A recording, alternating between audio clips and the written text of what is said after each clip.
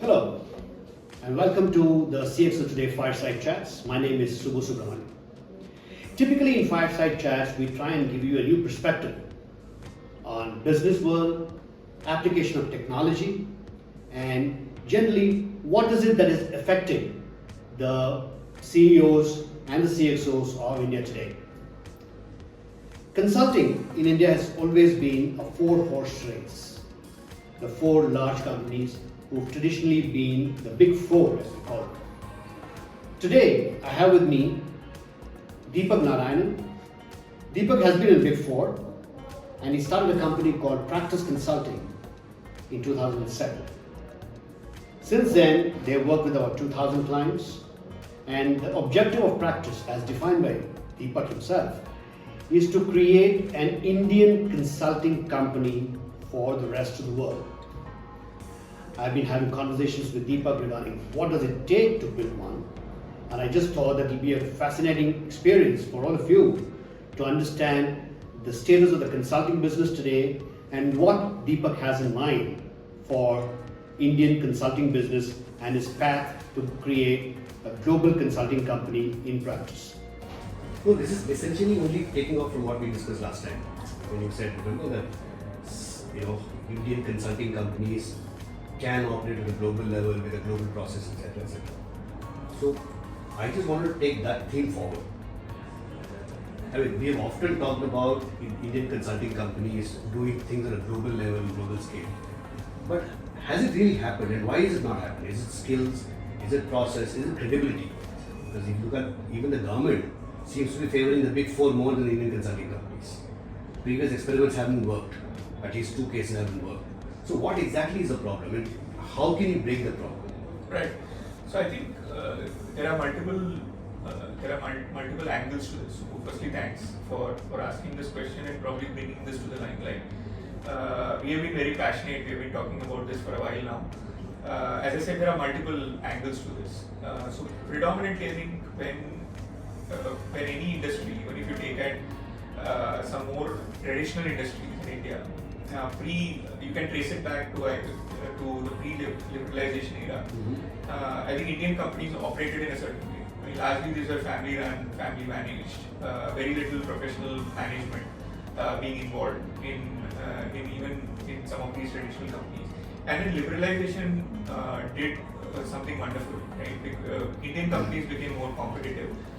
They started producing products or services, delivering services which are far superior to what they were doing in the pre-91 era. And there was generally a lot of emphasis around governance. There was a lot of emphasis around professionalizing their internal setups. The fact that the owners cannot be the be-all and end-all of some of these enterprises. I think that is something that's not trickled into consulting largely.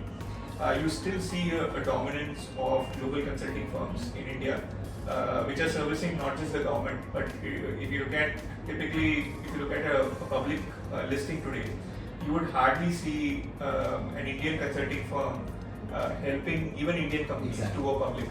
Okay, so the lacuna is far more deeply entrenched as compared to just saying whether it is talent or not. I don't necessarily agree that it is talent, because the same global consulting firms are hiring Indian talent to be able to service. So I don't think it's a lack of talent. I don't think it is the lack of enterprise. Okay. I think it's probably got to do with the fact that for any industry to evolve, there has got to be a level of exposure. Mm-hmm. Okay, so look at what happened to IT services 35-40 years back. There was no industry called IT services till I think players like TCS and Infosys kind of reinvented or brought this to the core or to the forefront. Now what happened at that time is the customers that they were servicing were best in class. Okay, and they were not necessarily, this was pre-liberalization, they were servicing US or European companies, and some of these companies demanded the best. Okay, so for any industry to evolve or to become really competitive, you're going to work with really good quality organizations. You can't be working with organizations which are still growing or organizations which are mediocre and then hope that you will become world class. right? And the world-class companies can either be Indian companies or global companies. Today, the opportunity for Indian consulting firms, largely I think they are working with organizations which are probably not world-class. Okay, so going back to your question, how do you become world-class? You've got to tap into the talent pool that's already available in India. You've got to figure out methods that will work for you in order to be able to deliver better value for your customers, whether they are global customers or whether they are Indian customers, right? And you've got to bring all of this together, whether it's in the form of culture, whether it's in the form of having a very clearly articulated vision or a mission statement, and then combine that with the talent that is already available. Because the talent has got to get excited working for you. So what comes first? I mean, you said you got to work with companies which are, world class, right? But the problem is the world class companies prefer the world class consulting companies. So that's point number one. Second problem is your talent also prefers the global consulting companies. So where do you break the chain? What has to happen for, let's say, a young management graduate, to prefer a growing, globally focused consulting company in India, as against looking at the McKinseys of the world and so on and so forth? Something has to break, some disruption has to happen, right? What is the disruption? So the disruption is in the differentiation that you try and build. So if you're going to, if your stated objective is to really become world class, and you have a purpose towards becoming world class, I think you'll be able to attract the talent. Today the question is, are we thinking adequately large to say that I'm here to provide an alternative, or I'm going to build something which is differentiated from the MBBs and the Big Fours or any other consulting firm. So if you don't have that differentiation, why should people join you? The question is not why somebody is not the onus is not on the candidate. The onus is not on the on someone to join you. It is on you to figure out why should somebody join me. Okay, and then you've got to create an ecosystem or an organization that can support the aspiration of this individual. Right? Simply put, today the country is aspirational. Right? So the average age is still below 30. And if you want young people to join your organization, you've got to create something which will fit into their aspiration. It's not the other way around. Otherwise, people have got alternatives, as you said. So, but then, is the simple answer to that throwing more money? Is it one of adequacy of capital? So, capital and technology are commodities today. When I say it, I'm making a very responsible statement. I'm not saying that it will be available to everyone. Everyone going and wanting to start a company will not have access to capital. What I mean by being commodity is, if you build something which is truly world class and which can create enormous value for your team, for your people, as well as for your clients, I think capital will come. Capital is not a constraint. Okay, so for anyone who wants to build a world-class consulting organization, you can't go and say, I want capital. You have to first create. You first need to have something in place before you can go and access capital. Capital will not come first. Okay, because this is a services business, and today I think the private equity or the venture capital market today is not focused on people, or necessarily on just people-driven businesses. You have got to create something and then move back to the capital providers for you to be able to access capital. But then, in which case, I mean, take somebody like you. You have credibility. You spend time in Deloitte, so the Big Four stamp is there. The fact that you can, create a lot of value is there. In such a situation, will a dosage of capital allow you, to get the top talent into you as against it going to somebody else, and therefore become a catalyzer? Right. So I wouldn't say that there are no advantages, but equally I wouldn't overplay this. That if you are if you work for a large consulting firm, you come out, you set up your own firm, then that itself is a qualification for you to be able to access capital and talent. As I said, I think what really sticks is the fact that how well you are able to articulate your value proposition. Okay, and that value proposition has to stick with a potential customer who wants to avail your service. It has also got to resonate well with the people who want to be a part of your organization. If you are not able to attract these two constituents, it will be very hard, even with the capital that you have. Okay, which is why I think that's not the first differentiator,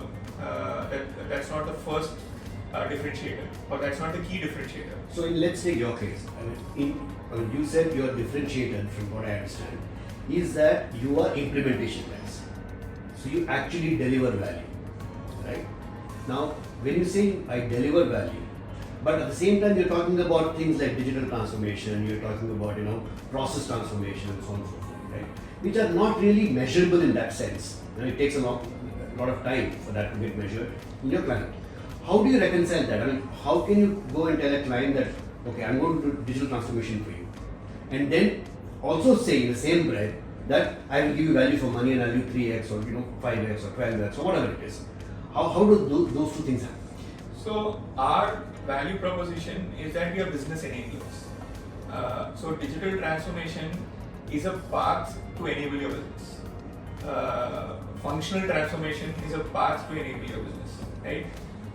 Our value lies in, can I help companies to grow their revenues, profitability, free up cash flows, or enhance their enterprise valuation.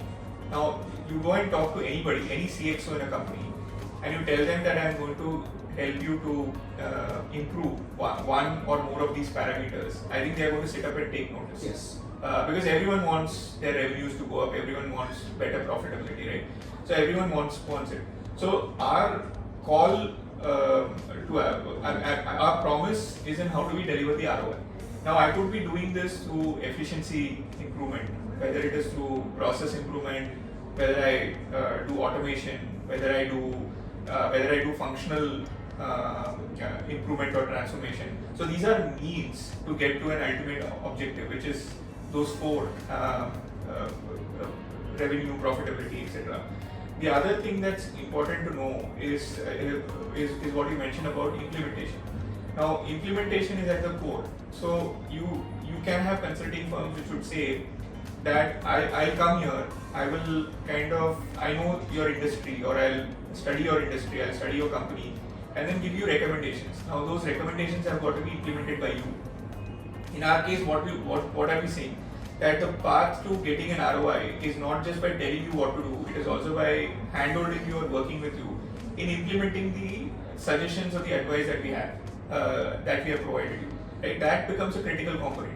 Because if you look at specifically India, I'm talking about India, I think we've got very, very smart entrepreneurs. And when I say entrepreneurs, these are owner-managed businesses or companies which are backed by private equity and even large enterprises where CEOs typically run the business as semi or mini entrepreneurs. Now everyone knows what is to be done. The larger the organization, they've got more capable people running their functions. But today I think it is difficult for these people to move out of their business as usual roles and to be able to devote time in activities that have got a long-term implication. So everyone is working on the here and now. Right? Most people are working on the here and now. So by getting somebody like us in, you're kind of trying to make an impact on what can happen to the company in the medium to longer term. So the results may not be visible immediately. Some parts of the results may be visible now, but a large part of it could be visible in the medium to longer term. So you're kind of unlocking bandwidth of the team. Also, you're trying to say that my team has got exposure only in a particular area, and they may not have the exposure to be able to run a transformation project or to be able to run an improvement project, like a performance improvement project, and therefore work with consulting firms like us or like a Practus, who can come in, who can make sure that there is a bandwidth unlock, there is also a skill unlock that happens, right? And there is also expertise. So having done this for various clients, you are also able to replicate this faster through a methodology that we have internally. So the use of methodology, the use of skills, and the use of bandwidth is what creates the value ultimately for a customer. But do you see them sometimes resisting change, trying to preserve the status quo, knowing full well that some parts are really not working, but rather than getting a consultant from outside who's going to tell them how to run their own business? Yeah. So I think change management is an integral part. which is where a major portion of the implementation trick, the trick in implementation lies in how do you handle change management. Because any organization, despite the best intention of people, there will be resistance. Okay, because it's not that they are creating resistance wantedly. Sometimes they're creating it because they believe from their limited experience that this is the best way to approach a problem. Okay, so sometimes, or most occasions, you've got to sit down with not just with the decision maker or with the sponsor who wants change to happen, who wants transformation to happen.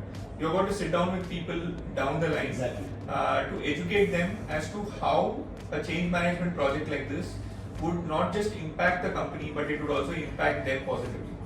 So workshops are needed, workshops are conducted. So in a typical client project where we do transformation, we not just spend time with the leadership or with key stakeholders, we also spend time with people down the line, so that they are able to appreciate that the change that we are making or the company is making is for their benefit.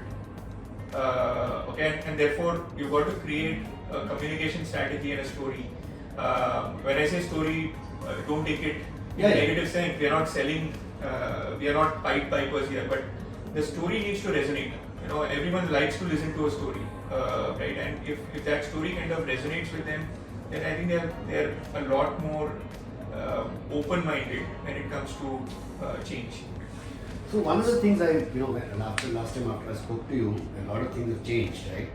In the last 18 months, we have seen this massive disruption from technology, Gen AI that's coming. And just about everybody is now talking about Gen AI as if it's the next best thing since sliced bread. Now, as a consultant, from your perspective, the entrepreneur now has an additional problem to deal with, which is to deal with the tech disruption.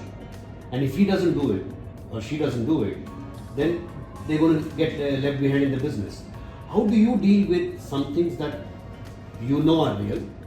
But more importantly, the question is, how do you go and start, consulting with a company, knowing full well that whatever you're telling them can actually become redundant in 18 months? Right? How do you deal with that kind of a disruption? Yeah. So I think to kind of bring a little bit of a perspective on this whole technology play, personally I think that technology will only keep evolving. Right? It will make us more and more productive as days and years kind of go by. But also with technology, there is a lot of confusion. Today you've got so many tools. The choice is whether you should be using tool A versus tool B versus tool 150. Okay, so that's the level of confusion. Is the state even with enterprise applications? For every area where you need to do productivity improvement, there are zillions of tools that are available. The ERP is becoming legacy now. So everyone wants implementation to be done really fast, and they want to see results fast. Okay, so our state on this has been very clear. We stick to the business problem side. Now the business problem could be, I want to improve my revenue. Okay, let's take that as a business problem. Technology is an enabler. Just like how capital is an enabler, technology is also an enabler, right? Similarly, people is another component which is an enabler. Now, for any of these initiatives to really to take off, you need all the constituents to come together. You can't overemphasize only on technology. You could have the best technology, but if you don't have people who can implement this technology or even use this technology going forward, then the technology is of no use, right? And there is too much being talked about whether it is AI or and some of these, because at the end of the day, AI has got to make people smarter.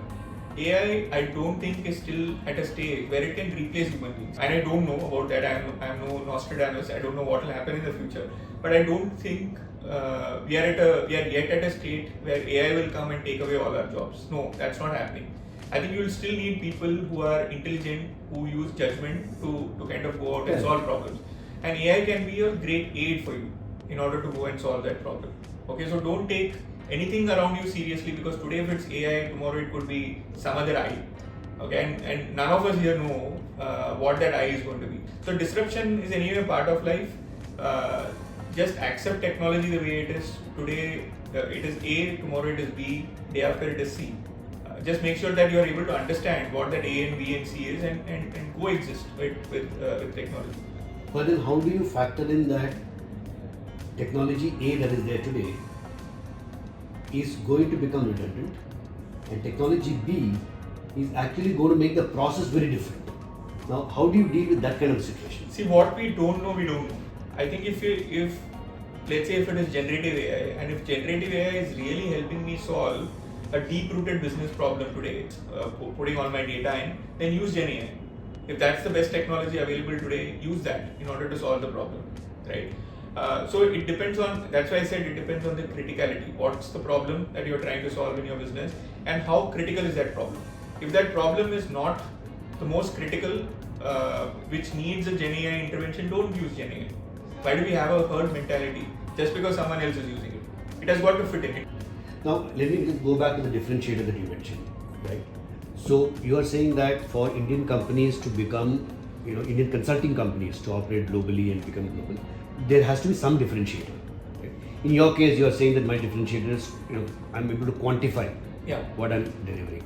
Now, is that going to be geo-specific in the sense that it's going to be different in India and different in some other geography, or is it okay that if it is common for as one differentiator that you're going to apply globally? Right.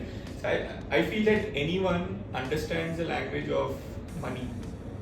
If you're going to tell that I'm creating value through quality, if I am sitting in their place, it is very hard for me to quantify what that quality really means. Unless you've got a certain brand. Okay, if you create a certain brand, then I think quality kind of sticks with you.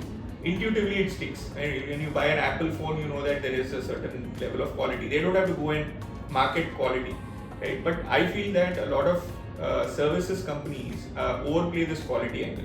It's an intangible feature. It's very hard. If someone asks you how is your quality different from someone else, you may say that I've got better people. But then is it even something that you can rely on? If say you're not from the big consulting world, and you say that my quality of talent is better than the big four, it may well be the case. It's very hard for you to prove. Okay, so you are kind of pushing yourself down a rabbit hole, in my view. Okay, so you've got to, even if quality is a differentiating parameter, you have got to demonstrate how your quality is better even before they sign up. After they sign up, it's easy. It's easy, yeah. But the tougher part is before they sign up. How are you going to demonstrate? So you have got to be prepared. So if you use any other differentiator, for us, I think the ROI differentiator works well because we have a body of work. We have demonstrated the value that we have created for our clients, and we go to town talking about the fact that we have created a certain multiple of an ROI. Is it also that we don't tell our story very well? Possible.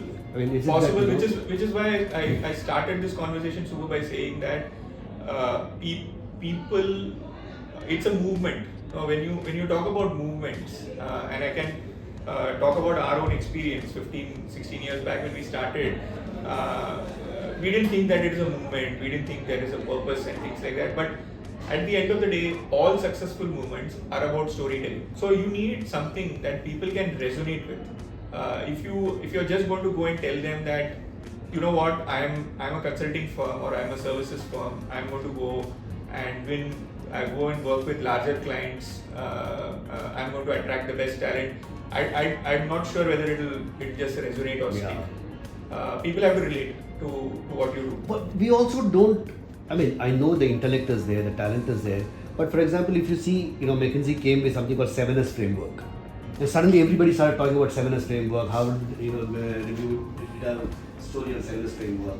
Bain came with their framework, sometime back. Booz Allen Hamilton, gave a completely theoretical framework for Indian services industry along with NASSCOM, when they did that survey many years ago. So, why is it that we are reticent about showing off our intellectual capability and our thoroughness, right? We are very good in applying it, but we're very reticent about talking about it. Absolutely. So I'll tell you, I think it again goes back a few centuries. The way knowledge was imparted in our culture. It was never written. Which is why even epics like the Ramayana, you have got different versions of Ramayana. Shruti, right? So we spoke about it, and that's how the word kind of spread, right? And then someone had the intellectual capability to be able to put it all together, and it was more meant as morals. How should somebody lead his or her own life? So that pretty much continues. If you see, even today we are very bad at documenting anything, which is why process implementation is the toughest thing to implement in an Indian company as compared to, say, the West. Okay, they all follow a certain. They write down. They just write down and they just follow. And there are advantages and disadvantages to that, right? Indians are more innovative, so they don't stick to a process. It has got some advantages. That's a charitable way of putting it. Yeah, it has got some advantages, but at the same time, it has also got disadvantages because everything takes time, then, right? If you don't follow it, so it's got to do a bit with our own history and our culture in terms of why we don't document things. So and that pretty much explains to me why there are no methodologies or frameworks. I think there is value today in creating those frameworks. These frameworks are replicated. Exactly. It's almost like a product now, right? So they use this one framework in hundreds of companies, and they make money in hundreds of those companies. So it's time that we do it, which is one of our focus areas, which is to say we call it as IP creation. Yeah. Okay, so intellectual property is not just about going and doing a discovery. A molecule discovery is not just an IP. In our context, an IP is a framework, a methodology that you may end up doing and replicating across multiple clients. And there's enormous value to be unlocked there. But how does it start? I mean, because either does the framework come first, or does the process come first, or does talking about it come first, or implementation come first? My struggle is that it is all out there. How does it really start? See, it's about you have already implemented a framework. If you are an existing consulting firm, you have already implemented it in companies. Okay, but you have not codified it. Okay, so all that it needs is for you to kind of take a step back, look at what you have done in your clients, and see if there is a pattern or a method that you have used consistently to solve a particular business problem. Okay, and I'm pretty sure that all of us can come up with a framework. Correct. Okay, so to answer your question, experience is what gives you the framework. You cannot just generate a framework out of thin air. You should have done some body of work in that area. Indian software services companies have now worked on pretty much all the IT products that have come up in the world, whether it's a Facebook or a Cisco or whatever. But Indian company has not created a single global product except Zoho that I can think of. Not one in the last 40-50 years. Again, the talent is there, the thought process is there, they have done it before, they know how to do it, but it has not been done. In the same vein, I'm saying that as far as consulting company is concerned, I mean, you said that the big four are hiring from Indian universities, which means the talent is there, the frameworks are there, it's all out here, right? The experience is there, right? We know what needs to be done, but it's still not being done. Do you think the time is now? Absolutely. I think the time was yesterday, in my view. So, and again, I think there is a reason why IT services firms have not done it in the past. I think they are all getting a little bit more productized now, but they have not done it because it's very simple. When I see all our clients as well, see today the cost of labor in India is still cheap. Yes. At the middle to lower level, instead of throwing products at problems, they still throw people at problems. Yeah. Because people are an easy way. That's what companies think, that it is an easier way to solve for. Okay? Imagine Infosys spending millions of dollars in creating a product, and there is a separate life cycle for the product to get created, right? Vis-a-vis having an army of people to solve the same thing.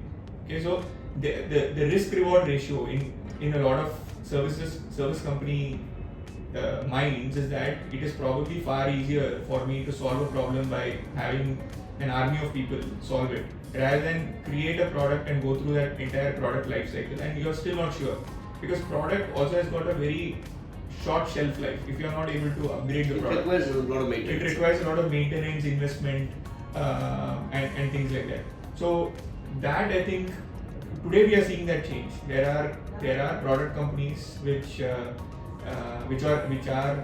evolving in India, and maybe in the next 5 to 10 years time we'll see more product companies coming out of this country. But fundamentally, I think we still think people solving problems.